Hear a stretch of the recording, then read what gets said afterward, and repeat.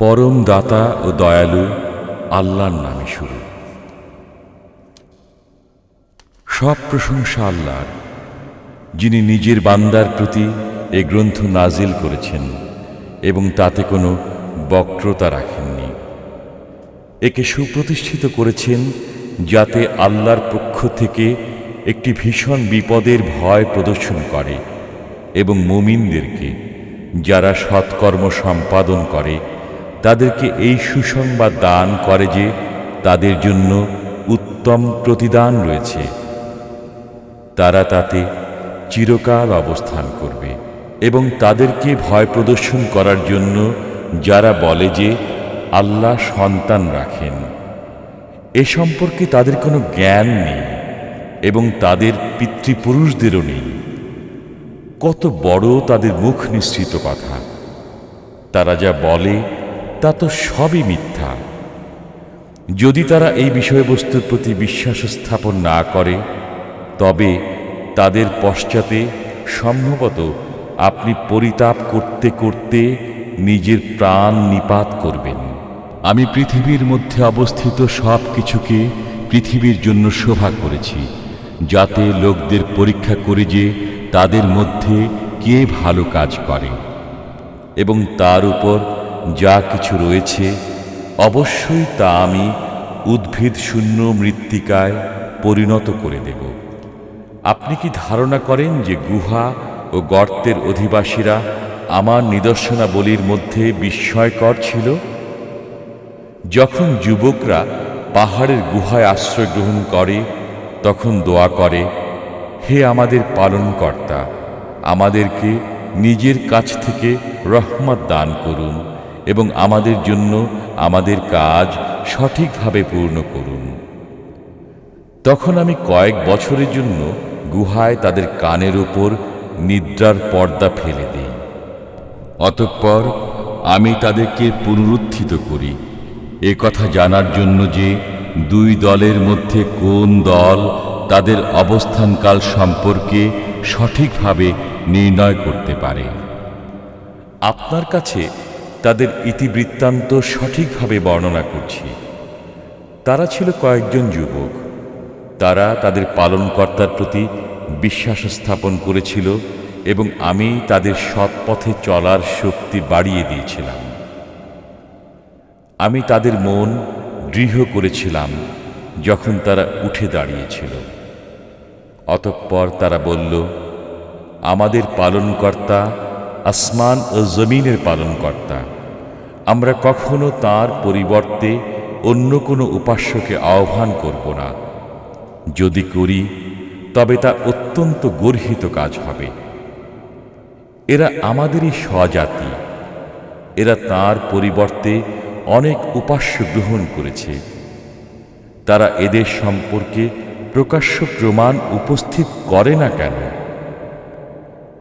যে আল্লাহ সম্পর্কে মিথ্যা উদ্ভাবন করে, তার চাইতে অধিক গুনাহগার আর কে?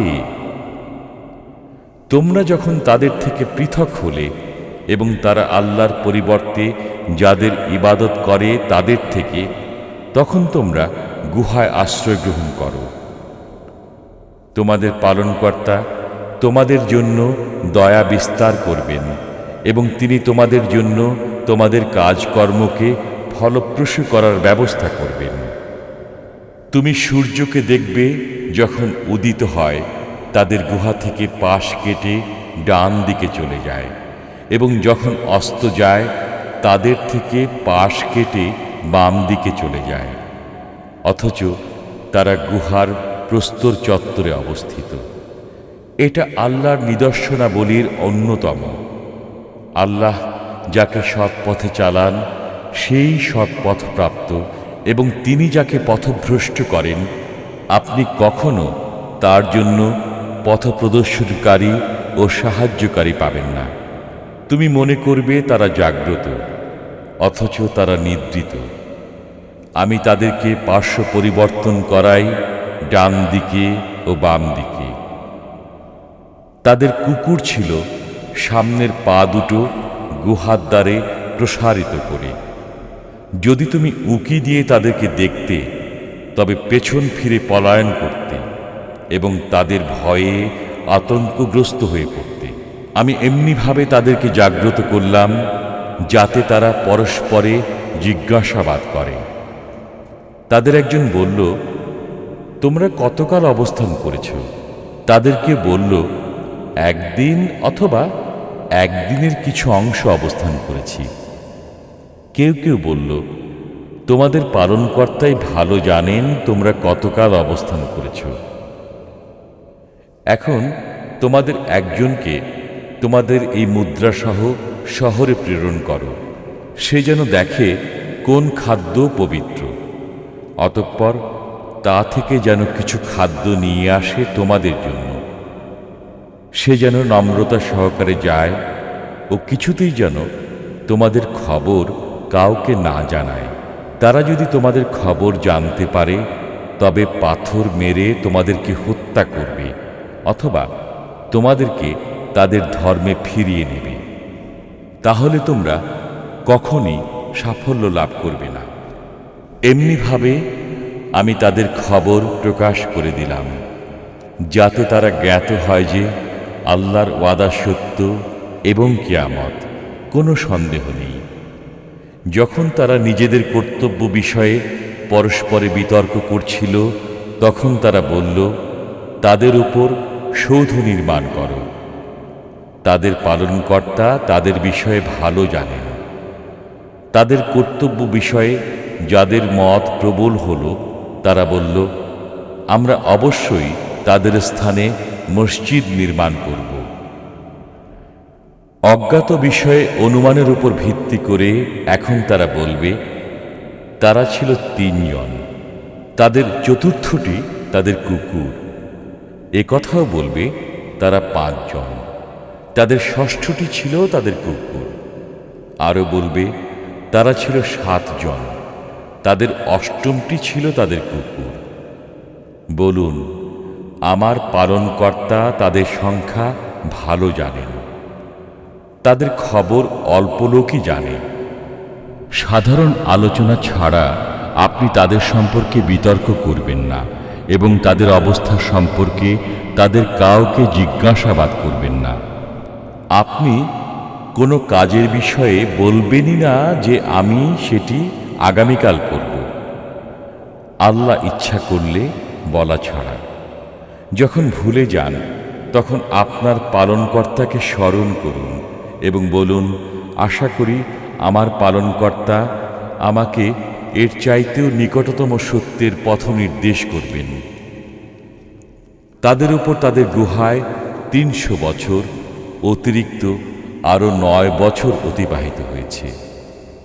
বলুন, তারা কতকাল অবস্থান করেছেন তা আল্লাহই ভালো জানেন। নভমণ্ডল ও ভূমণ্ডলের অদৃশ্য বিষয়ের জ্ঞান তাঁরই কাছে রয়েছে। তিনি কত চমৎকার দেখেন ও শোনেন। তিনি ছাড়া তাদের কোনো সাহায্যকারী নেই। তিনি কাউকে নিজ কর্তৃত্বে শরিক করেন না। আপনার প্রতি আপনার পালনকর্তার যে কিতাব প্রত্যাদিষ্ট করা হয়েছে তা পাঠ করুন। তাঁর বাক্য পরিবর্তন করার কেউ নেই। তাকে ছাড়া আপনি কখনই কোনো আশ্রয়ের স্থান পাবেন না। আপনি নিজেকে তাদের সংসর্গে আবদ্ধ রাখুন যারা সকাল ও সন্ধ্যায় তাদের পালনকর্তাকে তাঁর সন্তুষ্টি অর্জনের উদ্দেশ্যে আহ্বান করে, এবং আপনি পার্থিব জীবনের সৌন্দর্য কামনা করে তাদের থেকে নিজের দৃষ্টি ফিরিয়ে নেবেন না। যার মনকে আমি আমার স্মরণ থেকে গাফিল করে দিয়েছি, যে নিজের প্রবৃত্তির অনুসরণ করে এবং যার কার্যকলাপ হচ্ছে সীমা অতিক্রম করা, আপনি তার আনুগত্য করবেন না। বলুন, সত্য তোমাদের পালনকর্তার পক্ষ থেকে আগত। অতএব যার ইচ্ছা বিশ্বাস স্থাপন করুক এবং যার ইচ্ছা অমান্য করুক। আমি জালিমদের জন্য অগ্নি প্রস্তুত করে রেখেছি, যার বেষ্টনী তাদেরকে পরিবেষ্টন করে থাকবে। যদি তারা পানীয় প্রার্থনা করে তবে পুঁজের মতো পানীয় দেয়া হবে, যা তাদের মুখমণ্ডল দগ্ধ করবে। কত নিকৃষ্ট পানীয় এবং খুবই মন্দ আশ্রয়। যারা বিশ্বাস স্থাপন করে এবং সৎ কর্ম সম্পাদন করে, আমি সৎ কর্মশীলদের পুরস্কার নষ্ট করি না। তাদেরই জন্য আছে বসবাসের জান্নাত। তাদের পাদদেশ দিয়ে প্রবাহিত হয় নহরসমূহ। সেখানে তাদের স্বর্ণকঙ্কণে অলঙ্কৃত করা হবে এবং তারা পাতলা ও মোটা রেশমের সবুজ কাপড় পরিধান করবে, এমত অবস্থায় যে তারা সিংহাসনে সমাসীন হবে। চমৎকার প্রতিদান এবং কত উত্তম আশ্রয়। তুমি তাদের কাছে পেশ করো দুই ব্যক্তির উপমা। তাদের একজনকে আমি দিয়েছিলাম দুটি দ্রাক্ষা উদ্যান এবং এই দুটোকে আমি খর্জুর বৃক্ষ দ্বারা পরিবেষ্টিত করেছিলাম ও এই দুইয়ের মধ্যবর্তী স্থানকে করেছিলাম শস্যক্ষেত্র। উভয় উদ্যানে ফলদান করত এবং তা থেকে কিছুই হ্রাস করত না, এবং উভয়ের ফাঁকে ফাঁকে আমি নহর প্রবাহিত করেছি। সে ফল পেল। অতঃপর কথা প্রসঙ্গে সঙ্গীকে বলল, আমার ধন সম্পদ তোমার চাইতে বেশি এবং জনবলে আমি বেশি শক্তিশালী। নিজের প্রতি জুলুম করে সে তার বাগানে প্রবেশ করল। সে বলল, আমার মনে হয় না যে এ বাগান কখনো ধ্বংস হয়ে যাবে, এবং আমি মনে করি না যে কিয়ামত অনুষ্ঠিত হবে। যদি কখনো আমার পালনকর্তার কাছে আমাকে পৌঁছে দেওয়া হয়, তবে সেখানে এর চাইতে উৎকৃষ্ট পাব। তার সঙ্গী তাকে কথা প্রসঙ্গে বলল, তুমি তাকে অস্বীকার করছো যিনি তোমাকে সৃষ্টি করেছেন মাটি থেকে, অতঃপর বীর্য থেকে, অতঃপর পূর্ণাঙ্গ করেছেন তোমাকে মানবাকৃতিতে। কিন্তু আমি তো একথাই বলি, আল্লাহই আমার পালনকর্তা, এবং আমি কাউকে আমার পালনকর্তার শরীক মানি না। যদি তুমি আমাকে ধনে ও সন্তানে তোমার চাইতে কম দেখো, তবে যখন তুমি তোমার বাগানে প্রবেশ করলে, তখন একথা কেন বললে না, আল্লাহ যা চান তাই হয়? আল্লাহর দেয়া ব্যতীত কোনো শক্তি নেই। আশা করি আমার পালনকর্তা আমাকে তোমার বাগান অপেক্ষা উৎকৃষ্টতর কিছু দেবেন, এবং তোমার বাগানের ওপর আসমান থেকে আগুন প্রেরণ করবেন। অতঃপর সকাল বেলায় তা পরিষ্কার ময়দান হয়ে যাবে, অথবা সকালে তার পানি শুকিয়ে যাবে।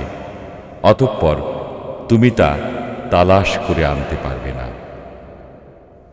অতঃপর তার সব ফল ধ্বংস হয়ে গেল, এবং সে তাতে যা ব্যয় করেছিল তার জন্য সকালে হাত কচলিয়ে আক্ষেপ করতে লাগল। বাগানটি কাঠসহ পুড়ে গিয়েছিল। সে বলতে লাগল, হায়, আমি যদি কাউকে আমার পালনকর্তার সাথে শরিক না করতাম। আল্লাহ ছাড়া তাকে সাহায্য করার কোনো লোক হল না, এবং সে নিজেও প্রতিকার করতে পারল না। এরূপ ক্ষেত্রে সব অধিকার সত্য আল্লাহর। তারই পুরস্কার উত্তম, এবং তারই প্রদত্ত প্রতিদান শ্রেষ্ঠ। তাদের কাছে পার্থিব জীবনের উপমা বর্ণনা করুন। তা পানির মতো, যা আমি আকাশ থেকে নাজিল করি, অতঃপর এর সংমিশ্রণে শ্যামল সবুজ ভূমিজ লতা পাতা নির্গত হয়। অতঃপর তা এমন শুষ্ক চূর্ণ বিচূর্ণ হয় যে বাতাসে উড়ে যায়। আল্লাহ এ সব কিছুর উপর শক্তিমান। ধন ঐশ্বর্য ও সন্তান সন্ততি পার্থিব জীবনের সৌন্দর্য, এবং স্থায়ী সৎকর্মসমূহ আপনার পালনকর্তার কাছে প্রতিদান প্রাপ্তি ও আশা লাভের জন্য উত্তম। যেদিন আমি পর্বতসমূহকে পরিচালনা করব এবং আপনি পৃথিবীকে দেখবেন একটি উন্মুক্ত প্রান্তর, এবং আমি মানুষকে একত্র করব, অতঃপর তাদের কাউকে ছাড়ব না। তারা আপনার পালনকর্তার সামনে পেশ হবে সারিবদ্ধভাবে, এবং বলা হবে, তোমরা আমার কাছে এসে গেছো, যেমন তোমাদেরকে প্রথমবার সৃষ্টি করেছিলাম। না, তোমরা তো বলতে যে আমি তোমাদের জন্য কোনো প্রতিশ্রুত সময় নির্দিষ্ট করব না, আর আমলনামা সামনে রাখা হবে, তাতে যা আছে তার কারণে আপনি অপরাধীদেরকে ভীত সন্ত্রস্ত দেখবেন। তারা বলবে, হায় আফসোস, এ কেমন আমলনামা! এ যে ছোট বড় কোনো কিছুই বাদ দেয়নি, সবই এতে রয়েছে। তারা তাদের কৃতকর্মকে সামনে উপস্থিত পাবে। আপনার পালনকর্তা কারোর প্রতি জুলুম করবেন না। যখন আমি ফেরেশতাদেরকে বললাম, আদমকে সিজদা করো, তখন সবাই সিজদা করল, ইবলিস ছাড়া। সে ছিল জিনদের একজন। সে তার পালনকর্তার আদেশ অমান্য করল। অতএব তোমরা কি আমার পরিবর্তে তাকে এবং তার বংশধরকে বন্ধুরূপে গ্রহণ করছো? অথচ তারা তোমাদের শত্রু। এটা জালিমদের জন্য খুবই নিকৃষ্ট বদল। নভমণ্ডল ও ভূমণ্ডলের সৃজনকালে আমি তাদেরকে সাক্ষ্য রাখিনি, এবং তাদের নিজেদের সৃজনকালেও না। এবং আমি এমনও নই যে বিভ্রান্তকারীদেরকে সাহায্যকারী রূপে গ্রহণ করব। যেদিন তিনি বলবেন, তোমরা যাদেরকে আমার শরীক মনে করতে তাদেরকে ডাকো, তারা তখন তাদেরকে ডাকবে, কিন্তু তারা এই আহ্বানে সাড়া দেবে না। আমি তাদের মধ্যস্থলে রেখে দেব একটি মৃত্যু গহ্বর। অপরাধীরা আগুন দেখে বুঝে নেবে যে তাদেরকে তাতে পতিত হতে হবে, এবং তারা তা থেকে রাস্তা পরিবর্তন করতে পারবে না। নিশ্চয়ই আমি এই কোরআনে মানুষকে নানাভাবে বিভিন্ন উপমার দ্বারা আমার বাণী বুঝিয়েছি। মানুষ সব বস্তু থেকে অধিক তর্কপ্রিয়। হেদায়েত আসার পর এই প্রতীক্ষায় শুধু মানুষকে বিশ্বাস স্থাপন করতে এবং তাদের পালনকর্তার কাছে ক্ষমা প্রার্থনা করতে বিরত রাখে যে কখন আসবে তাদের কাছে পূর্ববর্তীদের রীতিনীতি, অথবা কখন আসবে তাদের কাছে আযাব সামনাসামনি। আমি রাসূলগণকে সুসংবাদদাতা ও ভয় প্রদর্শনকারী রূপে প্রেরণ করি, এবং কাফেররাই মিথ্যা অবলম্বনে বিতর্ক করে। তা দ্বারা সত্যকে ব্যর্থ করে দেওয়ার উদ্দেশ্যে, এবং তারা আমার নিদর্শনাবলীও যদ্বারা তাদেরকে ভয় প্রদর্শন করা হয় সেগুলোকে ঠাট্টারূপে গ্রহণ করেছে। তার চাইতে অধিক জালিম কে, যাকে তার পালনকর্তার কালাম দ্বারা বোঝানো হয়, অতঃপর সে তা থেকে মুখ ফিরিয়ে নেয় এবং তার পূর্ববর্তী কৃতকর্মসমূহ ভুলে যায়। আমি তাদের অন্তরের উপর পর্দা রেখে দিয়েছি যেন তা না বুঝে, এবং তাদের কানে রয়েছে বধিরতার বোঝা। যদি আপনি তাদেরকে সৎপথের প্রতি দাওয়াত দেন, তবে কখনই তারা সৎপথে আসবে না। আপনার পালনকর্তা ক্ষমাশীল, দয়ালু। যদি তিনি তাদেরকে তাদের কৃতকর্মের জন্য পাকড়াও করেন, তবে তাদের শাস্তি ত্বরান্বিত করতেন, কিন্তু তাদের জন্য রয়েছে একটি প্রতিশ্রুত সময়, যা থেকে তারা সরে যাওয়ার জায়গা পাবে না। এসব জনপদও তাদেরকে আমি ধ্বংস করে দিয়েছি যখন তারা জালিম হয়ে গিয়েছিল, এবং আমি তাদের ধ্বংসের জন্য একটি প্রতিশ্রুত সময় নির্দিষ্ট করেছিলাম। যখন মূসা তার যুবক সঙ্গীকে বললেন, দুই সমুদ্রের সঙ্গমস্থলে না পৌঁছা পর্যন্ত আমি আসব না, অথবা আমি যুগ যুগ ধরে চলতে থাকব। অতঃপর যখন তারা দুই সমুদ্রের সঙ্গমস্থলে পৌঁছালেন, তখন তারা নিজেদের মাছের কথা ভুলে গেলেন। অতঃপর মাছটি সমুদ্রে সুড়ঙ্গ পথ সৃষ্টি করে নেমে গেল। যখন তারা সে স্থানটি অতিক্রম করে গেলেন, মূসার সঙ্গীকে বললেন, আমাদের নাশতা আনো, আমরা এই সফরে পরিশ্রান্ত হয়ে পড়েছি। সে বলল, আপনি কি লক্ষ্য করেছেন, আমরা যখন প্রস্তর খণ্ডে আশ্রয় নিয়েছিলাম, তখন আমি মাছের কথা ভুলে গিয়েছিলাম। শয়তানি আমাকে একথা স্মরণ রাখতে ভুলিয়ে দিয়েছিল।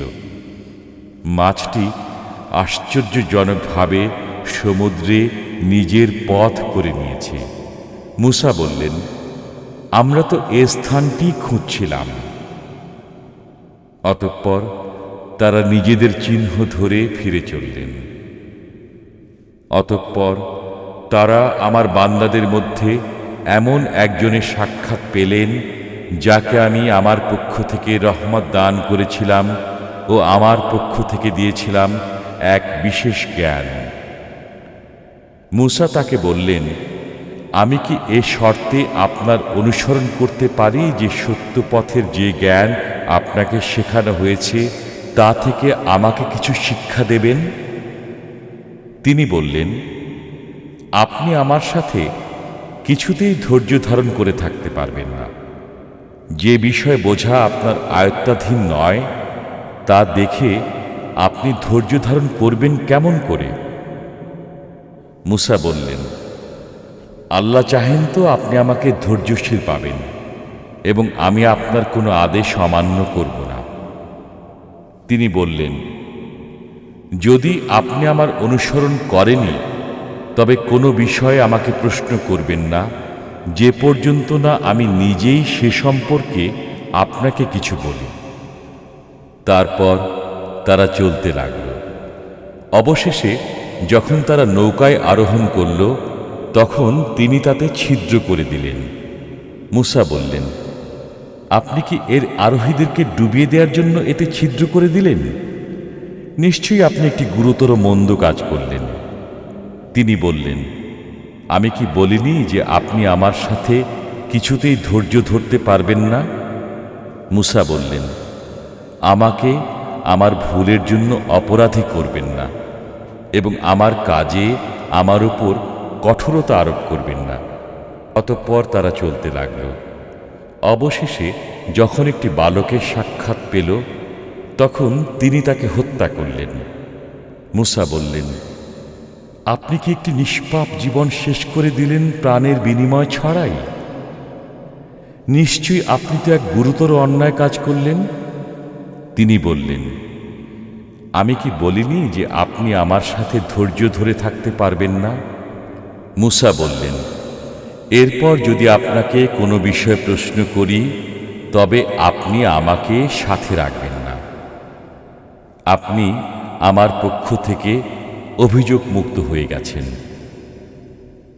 অতঃপর তারা চলতে লাগল।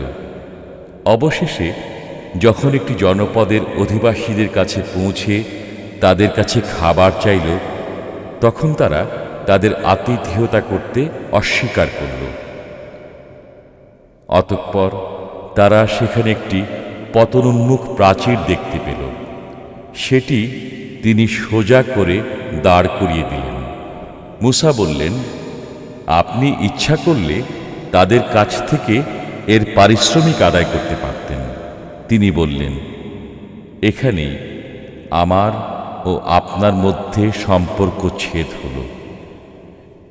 এখন যে বিষয়ে আপনি ধৈর্য ধরতে পারেননি, আমি তার তাৎপর্য বলে দিচ্ছি। নৌকাটির ব্যাপার। সেটি ছিল কয়েকজন দরিদ্র ব্যক্তির। তারা সমুদ্রে জীবিকা অন্বেষণ করত। আমি ইচ্ছা করলাম যে সেটিকে ত্রুটিযুক্ত করে দিই। তাদের অপর দিকে ছিল এক বাদশা। সে বল প্রয়োগে প্রত্যেকটি নৌকা ছিনিয়ে নিত। বালকটির ব্যাপার।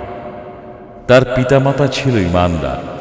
আমি আশঙ্কা করলাম যে সে অবাধ্যতা ও কুফর দ্বারা তাদেরকে প্রভাবিত করবে। অতঃপর আমি ইচ্ছা করলাম যে তাদের পালনকর্তা তাদেরকে মহত্তর, তার চাইতে পবিত্রতায় ও ভালোবাসায় ঘনিষ্ঠতর একটি শ্রেষ্ঠ সন্তান দান করুক। প্রাচীরের ব্যাপার, সেটি ছিল নগরের দুজন পিতৃহীন বালকের। এর নিচে ছিল তাদের গুপ্তধন এবং তাদের পিতা ছিল সৎকর্মপরায়ণ। সুতরাং আপনার পালনকর্তা দয়াবশত ইচ্ছা করলেন যে তারা যৌবনে পদার্পণ করুক এবং নিজেদের গুপ্তধন উদ্ধার করুক। আমি নিজ মতে এটা করিনি। আপনি যে বিষয়ে ধৈর্য ধারণ করতে অক্ষম হয়েছিলেন, এটি তার ব্যাখ্যা। তারা আপনাকে জুলকারনাইন সম্পর্কে জিজ্ঞেস করে। বলুন, আমি তোমাদের কাছে তার কিছু অবস্থা বর্ণনা করব। আমি তাকে পৃথিবীতে প্রতিষ্ঠিত করেছিলাম এবং প্রত্যেক বিষয়ের কার্য উপকরণ দান করেছিলাম। অতঃপর তিনি এক কার্য উপকরণ অবলম্বন করলেন। অবশেষে তিনি যখন সূর্যের অস্তাচলে পৌঁছালেন, তখন তিনি সূর্যকে এক পঙ্কিল জলাশয়ে অস্ত যেতে দেখলেন এবং তিনি সেখানে এক সম্প্রদায়কে দেখতে পেলেন। আমি বললাম, হে জুলকারনাইন, আপনি তাদেরকে শাস্তি দিতে পারেন অথবা তাদেরকে সদয়ভাবে গ্রহণ করতে পারেন। তিনি বললেন, যে কেউ সীমা লঙ্ঘনকারী হবে, আমি তাকে শাস্তি দেব। অতঃপর তিনি তার পালনকর্তার কাছে ফিরে যাবেন। তিনি তাকে কঠোর শাস্তি দেবেন এবং যে বিশ্বাস স্থাপন করে ও সৎকর্ম করে তার জন্য প্রতিদান রয়েছে কল্যাণ, এবং আমার কাজে তাকে সহজ নির্দেশ দেব। অতঃপর তিনি এক উপায় অবলম্বন করলেন। অবশেষে তিনি যখন সূর্যের উদয়াচলে পৌঁছলেন, তখন তিনি তাকে এমন এক সম্প্রদায়ের উপর উদয় হতে দেখলেন যাদের জন্য সূর্যতাপ থেকে আত্মরক্ষার কোনো আড়াল আমি সৃষ্টি করিনি। প্রকৃত ঘটনা এমনই। তার বৃত্তান্ত আমি সম্যক অবগত আছি। আবার তিনি এক পথ ধরলেন।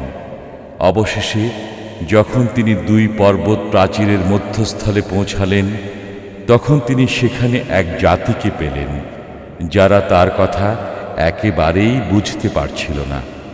তারা বলল, হে জুলকারনাইন, ইয়াজুজ ও মাজুজ দেশে অশান্তি সৃষ্টি করছে।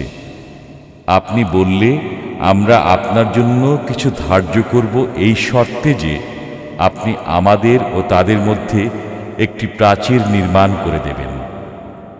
তিনি বললেন, আমার পালনকর্তা আমাকে যে সামর্থ্য দিয়েছেন তাই যথেষ্ট।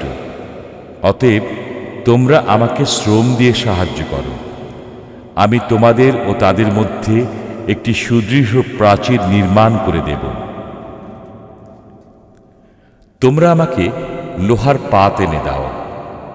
অবশেষে যখন পাহাড়ের মধ্যবর্তী ফাঁকা স্থান পূর্ণ হয়ে গেল, তখন তিনি বললেন, তোমরা হাঁপড়ে দম দিতে থাকো। অবশেষে যখন তা আগুনে পরিণত হল, তখন তিনি বললেন, তোমরা গলিত তামা নিয়ে এসো। আমি তা এর উপরে ঢেলে দিই। অতঃপর ইয়াজুজ ও মাজুজ তার উপর আরোহণ করতে পারল না এবং তা ভেদ করতেও সক্ষম হল না। জুলকারনাইন বললেন, এটা আমার পালনকর্তার অনুগ্রহ। যখন আমার পালনকর্তার প্রতিশ্রুত সময় আসবে, তখন তিনি একে চূর্ণ বিচূর্ণ করে দেবেন এবং আমার পালনকর্তার প্রতিশ্রুতি সত্য। আমি সেদিন তাদেরকে দলে দলে তরঙ্গের আকারে ছেড়ে দেব এবং সিংগায় ফুৎকার দেয়া হবে। অতঃপর আমি তাদের সবাইকে একত্রিত করে আনব। সেদিন আমি কাফিরদের কাছে জাহান্নামকে প্রত্যক্ষভাবে উপস্থিত করব, যাদের চক্ষুসমূহের উপর পর্দা ছিল আমার স্মরণ থেকে এবং যারা শুনতেও সক্ষম ছিল না। কাফিররা কি মনে করে যে তারা আমার পরিবর্তে আমার বান্দাদেরকে অভিভাবক রূপে গ্রহণ করবে? আমি কাফেরদের অভ্যর্থনার জন্য জাহান্নামকে প্রস্তুত করে রেখেছি। বলুন, আমি কি তোমাদেরকে সেসব লোকের সংবাদ দেব যারা কর্মের দিক দিয়ে খুবই ক্ষতিগ্রস্ত? তারাই সেই লোক যাদের প্রচেষ্টা পার্থিব জীবনে বিভ্রান্ত হয়, অথচ তারা মনে করে যে তারা সৎকর্ম করছে। তারাই সে লোক যারা তাদের পালনকর্তার নিদর্শনাবলী এবং তার সাথে সাক্ষাতের বিষয় অস্বীকার করে। ফলে তাদের কর্ম নিষ্ফল হয়ে যায়। সুতরাং কিয়ামতের দিন তাদের জন্য আমি কোনো গুরুত্ব স্থির করব না। জাহান্নাম, এটাই তাদের প্রতিফল, কারণ তারা কাফের হয়েছে এবং আমার নিদর্শনাবলী ও রসুলগণকে বিদ্রূপের বিষয়রূপে গ্রহণ করেছে। যারা বিশ্বাস স্থাপন করে ও সৎকর্ম সম্পাদন করে তাদের অভ্যর্থনার জন্য আছে জান্নাতুল ফেরদাউস। সেখানে তারা চিরকাল থাকবে, সেখান থেকে স্থান পরিবর্তন করতে চাইবে না। বলুন, আমার পালনকর্তার কথা লেখার জন্য যদি সমুদ্রের পানি কালি হয়, তবে আমার পালনকর্তার কথা শেষ হওয়ার আগেই সে সমুদ্র নিঃশেষিত হয়ে যাবে। সাহায্যার্থে অনুরূপ আরেকটি সমুদ্র এনে দিলেও। বলুন, আমিও তোমাদের মতোই একজন মানুষ। আমার প্রতি প্রত্যাদেশ হয় যে তোমাদের ইলাহই একমাত্র ইলাহ।